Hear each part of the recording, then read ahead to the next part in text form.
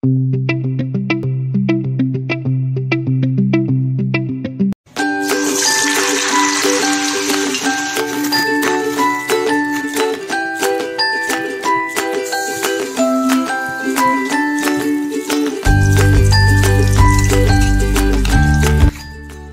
అండి, నమస్తే. Welcome back to world of Bharathi. ఈరోజు రెసిపీ వచ్చి అమ్మవారికి ప్రసాదాలు 5 రకాల ప్రసాదాలు చేస్తున్నాను. 5 రకాల ప్రసాదాలు ఎంత ఈజీగా చేయాలో 1 గంటలో అన్నీ అయిపోతాయి. మీకు అంత ఈజీగా చూపిస్తాను. చూద్దాం రెసిపీలోకి వెళ్ళిపోదాం. వీడియో స్టార్ట్ చేద్దామండి.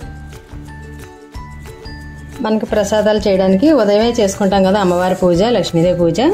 వరలక్ష్మి వ్రతానికి ముందు 1 గ్లాసు మినప్పప్పు, పొట్టు మినపప్పు అయినా మామూలు మినపప్పు అయినా, నేను చాయ్ మినపప్పు నానబెట్టాను.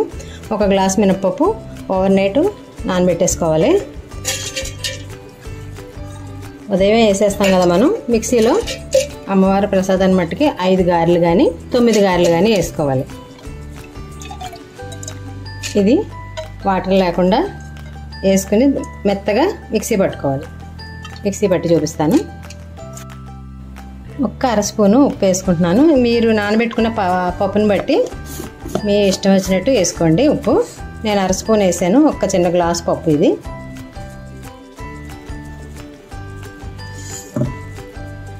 ఇది తీసుకోవాలి. ఇలాగ మెత్తగా బాగా మెత్తగా ఆడకూడదు, కొద్దిగా బరక. గారెలకి ఎప్పుడు అలాగే ఆడుకోవాలి. ఇలా కొంచెం నూకలా ఉండేలాగనమాట ఆడుకుంటే బాగుంటుంది. గ్రైండర్లో ఆడితే వెంటనే వేసేసుకోవాలి. తీసిన వెంటనే వేసేసుకోవాలి. మిక్సీలో కాబట్టి 1 పావు గంట అరగంట పక్క పెట్టేసుకోవాలి.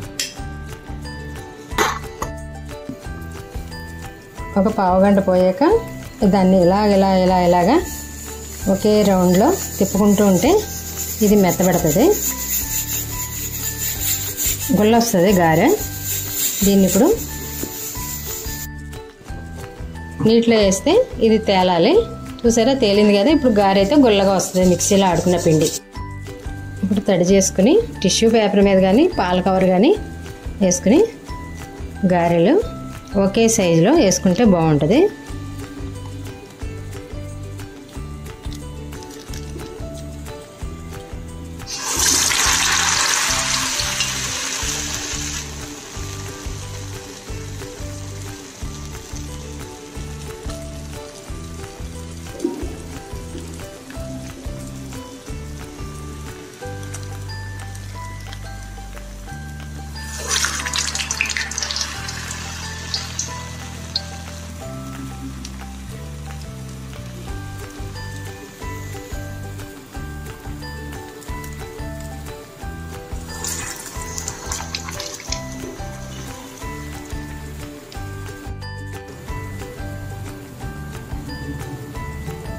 ఇవన్నీ ఈ రంగు వచ్చేదాకా వేయించుకుని మళ్ళీ ఇంకొక వాయి వేసుకుందాం.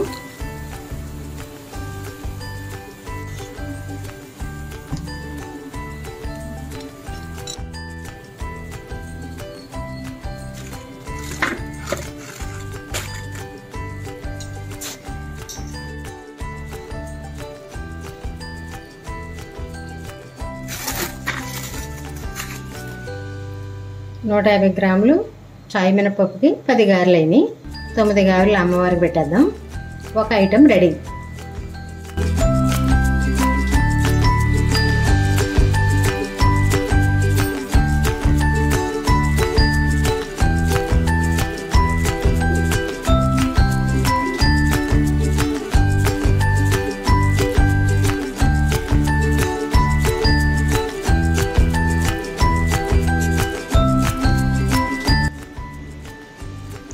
శనగపప్పు ఉదయం లేచిన వెంటనే నానబెట్టేసుకుంటే మీరు ఆడేటప్పటికి చేసేటప్పటికి నానిపోద్ది.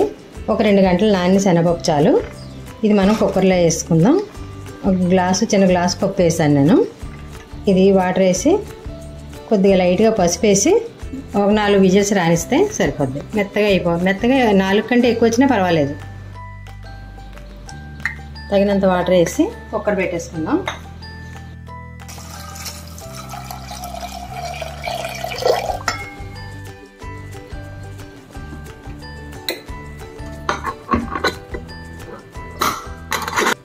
గుళ్ళు పిండి ఇప్పుడు బూరెలు తయారు చేసుకుందాం. 1 కప్పు. ఇలా చేసుకుంటే మీకు రెడీగాను తొందరగా అయిపోతాయి. పిండిలో ఆడుకుని చేసుకునేటప్పటికి రెడీగా అయిపోతాయి. అమ్మవారి ప్రసాదాలు మట్టుకే కాబట్టి పర్వాలేదు. మినప్పిండి 1 కప్పు, 2 కప్పులు బియ్యం పిండి. ఇది బియ్యం పిండి 2 కప్పులు వేసుకోవాలి.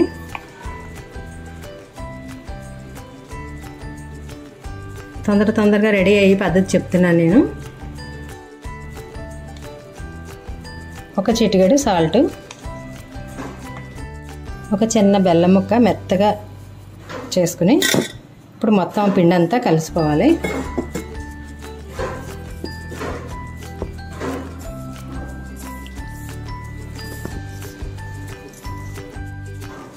ఇప్పుడు కొంచెంగా వాటర్ వేసుకుని కలుపుకోవాలి. ఎక్కువ ఒకసారి వేసుకోకండి. ముందు ముద్ద కట్టుకుంటే ఈ పిండి నానాలి. 10 నిమిషాలు నానితే సరిపోద్ది పిండి. ఈలోగా మనం బూరెలకి తోపు రెడీ చేసుకుందాం. శనగపప్పు కుక్కర్లో పెట్టాం కదా, అది రెడీ అయిపోద్ది. రెడీ అయిపోతే తోపు రెడీ చేసుకుందాం. పూర్ణం రెడీ చేసుకుందాం. ఇది తోపు, అది పూర్ణం.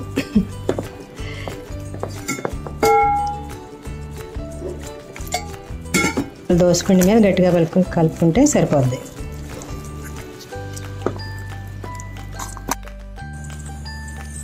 ఇప్పుడు కుక్కర్ విజిల్ తీసి చూపిద్దాం. చూస్తారు కదా, పప్పు అయితే మెత్తగా ఉడికిపోయింది. దీంట్లో ఉన్న నీళ్లు తీసి పప్పు మెదుపుకుందాం. నీళ్ళన్నీ వాడాక ఈ నీళ్లు కూడా మనం రసం పెట్టుకునేటప్పుడు రసంలో వేసుకుంటే చాలా బాగుంటాయి. ఈ శనగ నీళ్ళు చాలా కమ్మగా ఉంటుంది రసం. పప్పు గుత్తున్నా లేకపోతే ఇలా స్మాషర్ ఉన్నా దీంతో మెత్తగా మెదుపుకోవాలి.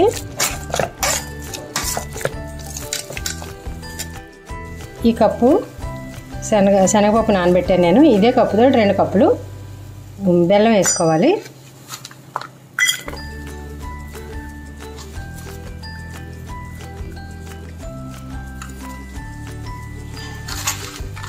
అలా 1 కప్పు శనగపప్పుకి 2 కప్పులు బెల్లం వేసుకుంటే సరిగ్గా సరిపోద్ది మనకి స్వీట్ అన్నది.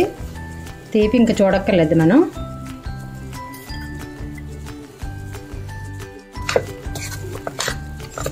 ఇప్పుడు కొంచెం నీరులాగా అవుతుంది పప్పు, కంగారు పడకండి. ఇదంతా దీంట్లో కలుసుకోవాలి. బెల్లం దీంట్లో కలిసిపోయేదాకా ఇలా తిప్పుతూ అడుగట్టకుండా ఉండాలి. దగ్గరే ఉండి అడుగట్టకుండా కలుపుకోవాలి.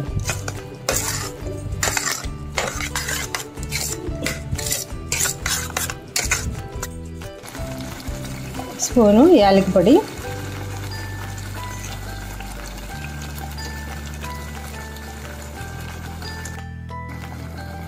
ఒక కప్పు పచ్చి కొబ్బరి వేసుకుంటే ఈ పూర్ణం అయితే బాగుంటుంది, టేస్ట్గా ఉంటుంది. ఫ్రెష్గా కొట్టిన కాయ వేయాలి.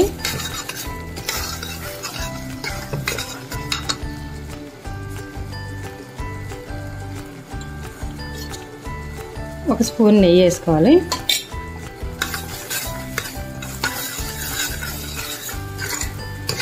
ఇది అడుగట్టకుండా ఇలా కలిపితే ముద్ద అయ్యేదాకా కలుపుకోవాలి.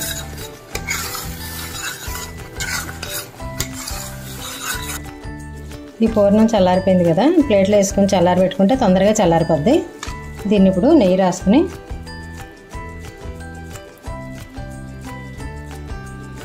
ఉండలుగా చేసుకుందాం.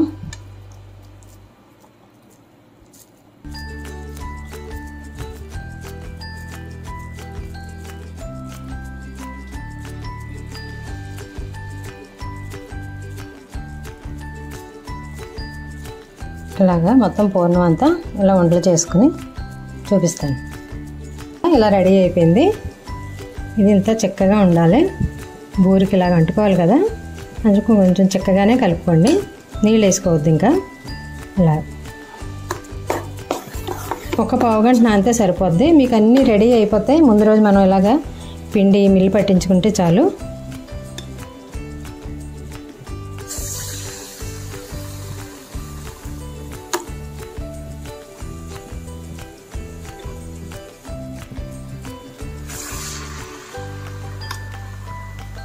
ఇవన్నీ బూరెలు. ఈ ఉండలు ఎన్ని అయినాయి? ఉండలు ఇలా చూపించండి.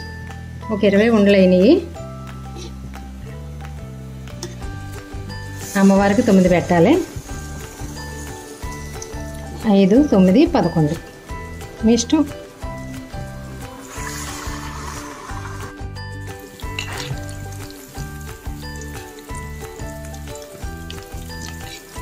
ఇలా కొంచెం బ్రౌన్ కలర్ వచ్చేదాకా అన్ని బూరెలు ఇలాగ వేయించుకోవాలి.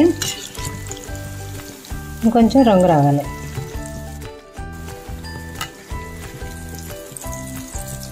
ఇలాగా బ్రౌన్ కలర్ వచ్చేదాకా వేయించుకొని తీసేసుకుంటే సరిపోతాయి.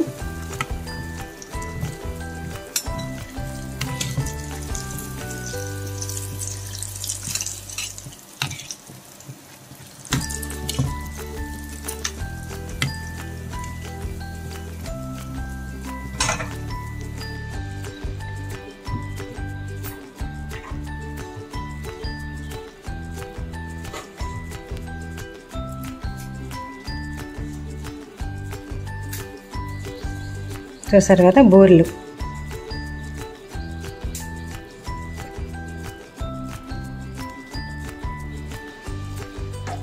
ఈ పద్ధతిలో చేసుకుంటే మీకు ఈజీగా అయిపోద్ది. పప్పు రుబ్బడం అది ఇది చేసుకుంటే టైం ఎక్కువగా ఉంటుంది.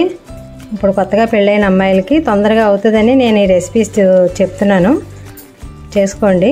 ఇలాగా తొందరగా రెడీ అయిపోతాయి. 1 గంటలో అన్ని వెరైటీస్ కూడా మీకు రెడీగా ఉంటాయి. 9 వెరైటీలు రైస్ తోటి అయితే 4 వెరైటీలు రెడీ అయిపోతాయి ఒక్కసారి రైస్ పెట్టుకుంటే. నేనైతే ఇప్పుడు 5 రెసిపీలే చేస్తున్నాను. ఓవర్ నైట్ నానబెట్టుకోవాలి. నానబెట్టుకొని కొద్దిగా చిటికెడు ఉప్పేసి కుక్కర్లో వేసి 2 విజిల్స్ రానిస్తే మెత్తగా అయిపోతాయి. దీన్ని ఇప్పుడు తాలింపు పెట్టి చూపిస్తాను. ఒక 2 స్పూన్లు నూనె వేసుకోండి.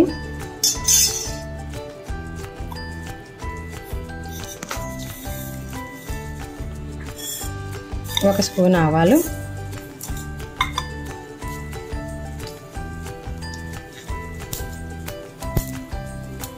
ఒక స్పూన్ జీలకర్ర, ఒక స్పూను శనగపప్పు. ఇష్టమైతే శనగపప్పు కూడా వేసుకోవచ్చు. ఒక 2 ఎండుమిర్చి, ఒక కరివేపాకు రెమ్మ.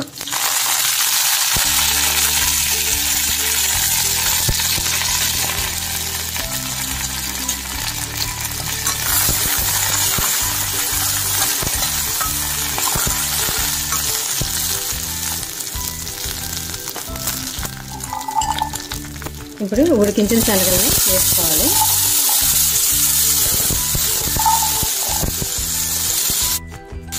ఒక చిటికెడు పసుపు వేసుకుని మొత్తం అంతా కలిపి బౌల్లోకి తీసుకుందాం. ఇలా ఒకదాని తర్వాత ఒకటి రాత్రే కొన్ని నానబెట్టుకోవాల్సినవి రాత్రి నానబెట్టుకుని ఉదయం నానబెట్టుకోవాల్సినవి ఉదయం చేసుకుంటే 1 గంటలో రెడీ అయిపోతాయి.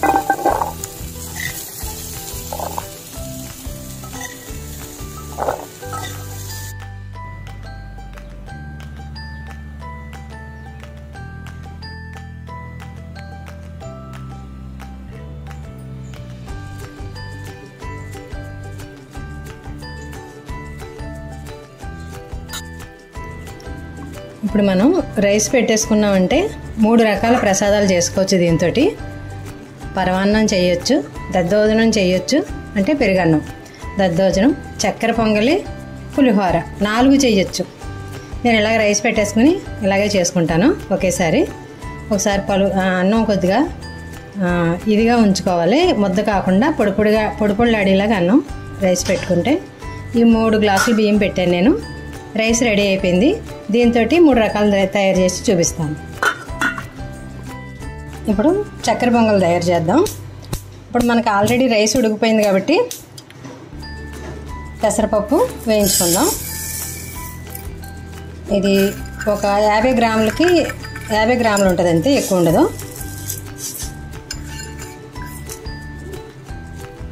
దీన్ని వేయించుకోవాలి. ఎర్రగా కమ్మటి వాసన వచ్చేదాకా వేయించుకోవాలి. ఇలాగా ఈ రంగు వచ్చేదాకా వేయించుకొని తీసేసుకోవాలి. వెంటనే ప్లేట్లోకి తీసుకోకపోతే ఇంకా నలుపు రంగు వచ్చేస్తాయి. జీడిపప్పు వేయించుకోవడానికి నెయ్యి వేసుకుందాం, చెంచా నెయ్యి.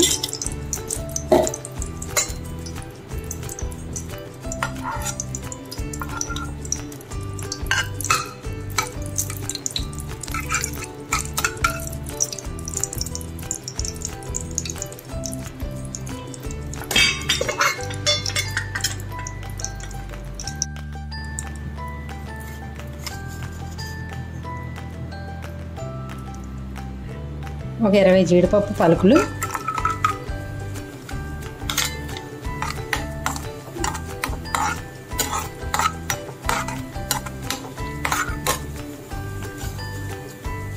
కొంచెం కిస్మిస్.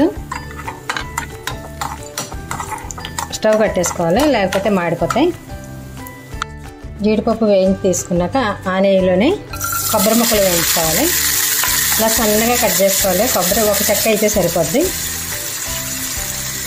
ఒక చెక్క బూరెలో వేసాను. ఒక చెక్క ఇలా సన్నగా కట్ చేసుకుంటే చక్కెర పొంగల్కి సరిపోద్ది. ఇవి కొంచెం బ్రౌన్ కలర్ వచ్చేదాకా వేయించుకోవాలి.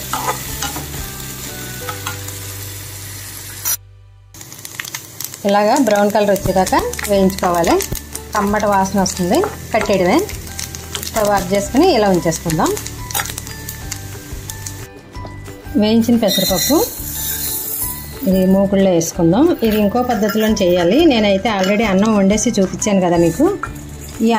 ఈ పెసరపప్పుకి 3 వంతులు బియ్యం వేసుకుని, 1 వంతు పెసరపప్పు 3 వంతులు బియ్యం వేసుకుని కుక్కర్లో పెట్టేసుకుని విజిల్స్, దానికి డబ్లో నీళ్ళు వేసుకుని విజిల్స్ పెట్టేసుకుంటే 2-3 విజిల్స్ బాగుంటుంది.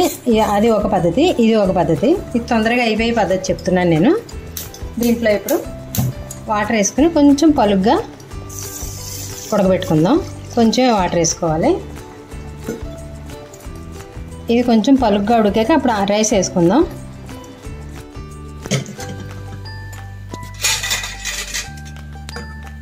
ఈ ఉడికిన పప్పుని ఒక ప్లేట్లోకి తీసుకుందాం.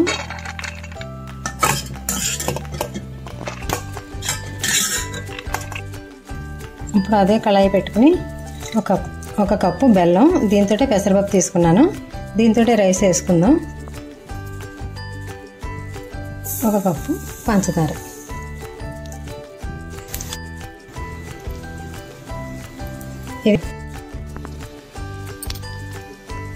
ఇప్పుడు కొంచెం వాటర్ వేసుకుందాం.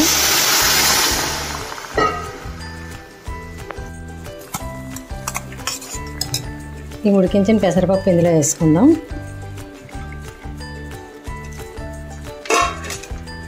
ఇప్పుడు ఉడికించిన రైస్ కూడా ఇందులో వేసేసుకుందాం. ఇది 2 కప్పులు వేస్తున్నాను నేను.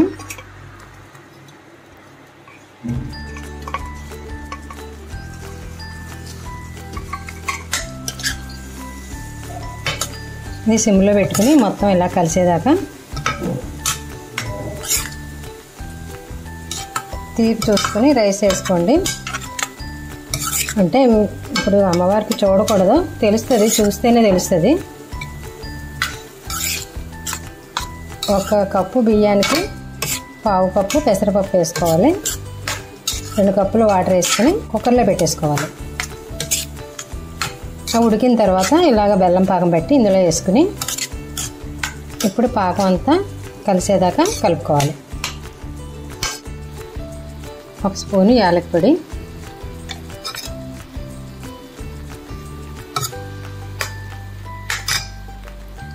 వేయించిన కొబ్బరి ముక్కలు,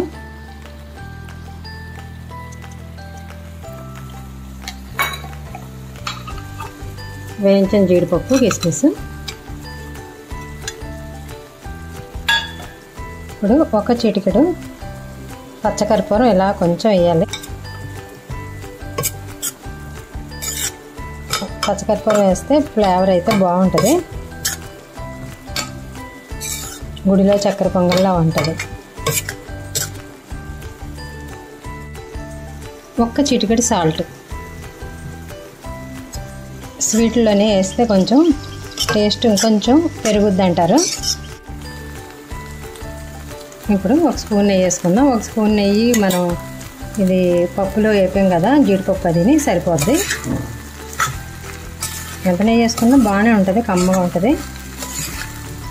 1 స్పూన్ చాలు. అలా పొడి ఉండాలి. అన్నం ముద్ద అవ్వకూడదు. చూసారా, మొత్తం పాకం అంతా పీల్చేసుకుంది. పెసరపప్పు అన్నం కూడా పీల్చేసుకుంది. ఇలా రెడీ అయిపోయింది. చూసారా, తొందరగా ఎంత ఈజీగా రెడీ అయిపోయిందో. చక్కెర పొంగలి 10 నిమిషాల్లో రెడీ అయిపోయింది. రైస్ పెసరపప్పు రెడీగా పెట్టుకుంటే రెడీ అయిపోయింది. పాకం పెట్టి అందులో వేసేయడం. ఇక్కడ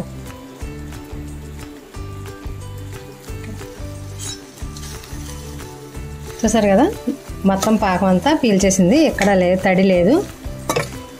ఇప్పుడు దీన్ని బౌల్లోకి తీసుకుందాం.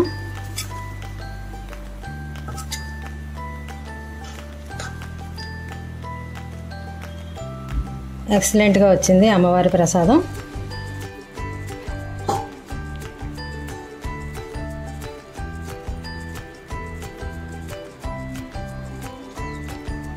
అమ్మవారి మరొక ప్రసాదం చక్కెర పొంగలి రెడీ అయిపోయింది. సింపుల్గా ఈజీగా అయిపోయింది. చూశారు కదా, గంటలోనే అన్నీ చేస్తాను నేను. ఇలాగే కొత్తగా పెళ్ళైన అమ్మాయిలు చేసుకుని అమ్మవారికి నైవేద్యాలు పెట్టి సుఖశాంతులతోటి ఉండండి.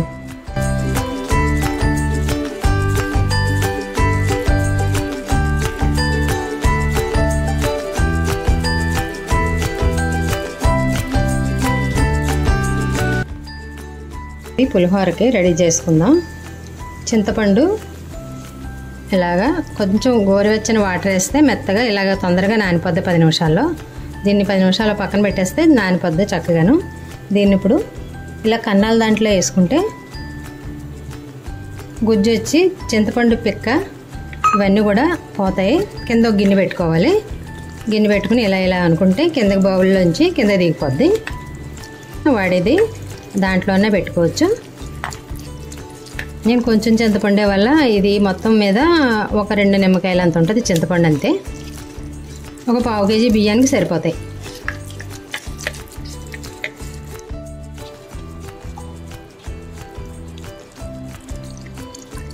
చూసారు కదా, ఇదంతా ఇలాగా దీంట్లో అనడం వల్ల మనకి ఏవి చెత్త అన్నది ఉండదు. ఇలా గుజ్జు ఇలా వచ్చేస్తుంది. దీన్ని ఇప్పుడు పొయ్యి మీద పెట్టుకుందాం. స్టవ్ వెలిగించి సిమ్లో పెట్టుకోవాలి. చిన్న బెల్లం, చిన్న ముక్క అయితే సరిపోద్ది. కొంచెం పసుపు,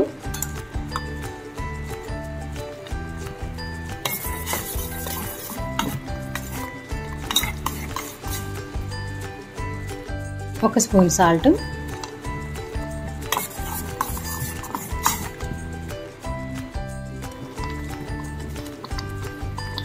ఒక 4 పచ్చిమిర్చి ఇలా నాటు పెట్టుకోవాలి. ఇవి ఇందులో ఊరి పచ్చిమిరపకాయలు బాగుంటాయి. ఇది తక్కువే కాబట్టి నేను 4 వేసాను. ఇది కారాన్ని బట్టి మీరు వేసుకోవచ్చు. ఇది ఇలా తొందరగా ఇది అయిపోద్ది. చూసారు కదా, ఇది తొందరగా పేస్ట్ దగ్గరికి అయిపోద్ది ఇలా చేసుకుంటే. మీకు ఇదొక టిప్పు, అమ్మ ఇలా చేసి ఇదొక టిప్పు.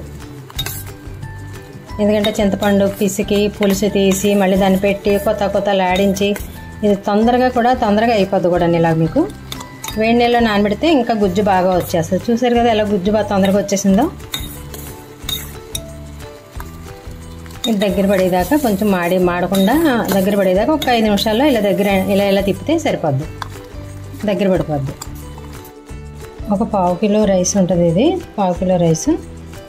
పసుపు కలుపుకొని కొంచెం కరివేపాకు ఇందులోనే ఇలా ఈ వేడిలో కప్పెట్టుకుంటే బాగుంటుంది.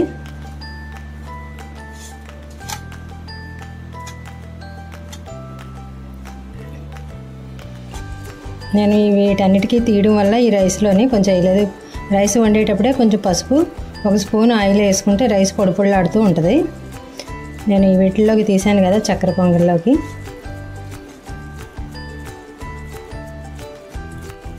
ఇప్పుడు 1 స్పూన్ సాల్ట్ వేసుకోవాలి. చూసుకుని వేసుకోండి మీకు తగినట్టు. నేను 1/2 కేజీ రైస్కి స్పూన్ వేసాను.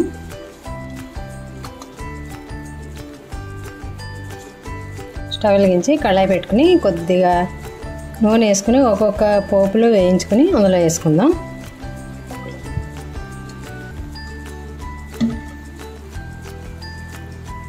వేసుకున్న గుళ్ళు వేయించుకుందాం.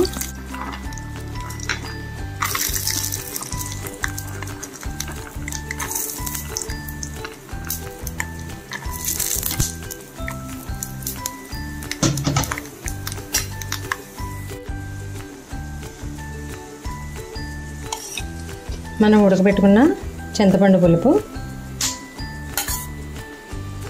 చూసుకుని వేసుకోవాలి. 3 చెంచాలు వేసాను నేను. ఇప్పుడు 1 స్పూన్ ఆవాలు, 2 స్పూన్లు శనగపప్పు, 2 స్పూన్లు మినపప్పు,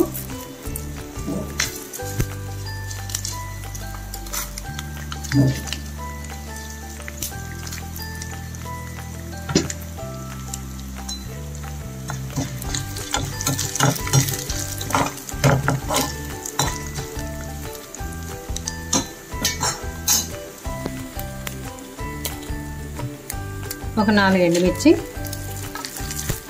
ఒక 2 రెమ్మలు కరివేపాకు,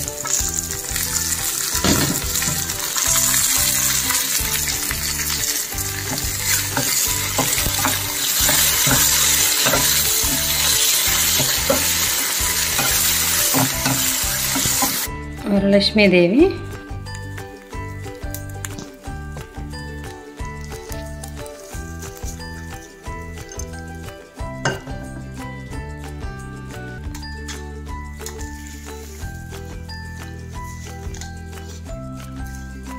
ఇప్పుడు మొత్తం కలిపేసుకోవాలి. ఇలా తాలింపులన్నీ, చింతపండు పులుపు, ఉప్పు ఇవన్నీ కలిసేలాగా కలుపుకోవాలి.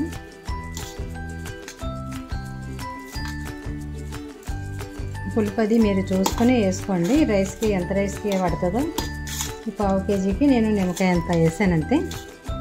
కొంచెం పులుపు ఉండిపోయింది. తర్వాత నేను అమ్మ పెట్టి ఆవు పులిహోర చూపిస్తాను. గుళ్ళో పులిహోరలా ఉండేది అమ్మ వండితే, ఆ పులిహోర కూడా చూపిస్తాను.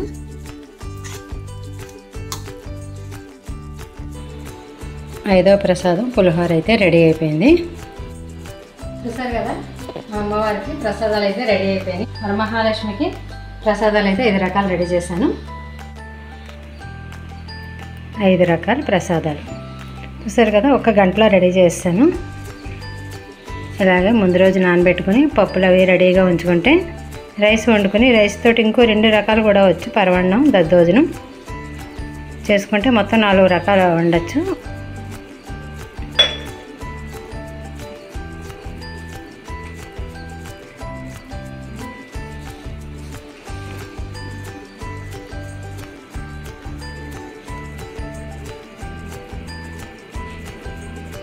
మీరు కూడా ఇలాగే చేసుకుని అమ్మవారికి ప్రసాదాలు నైవేద్యం పెట్టి ఆవిడ ఆశీస్సులు మీ అందరికీ ఉండాలని, ఆయుర ఆరోగ్య ఐశ్వర్యాలతోటి ఉండాలని. సర్వే జన సుఖినో భవంతు.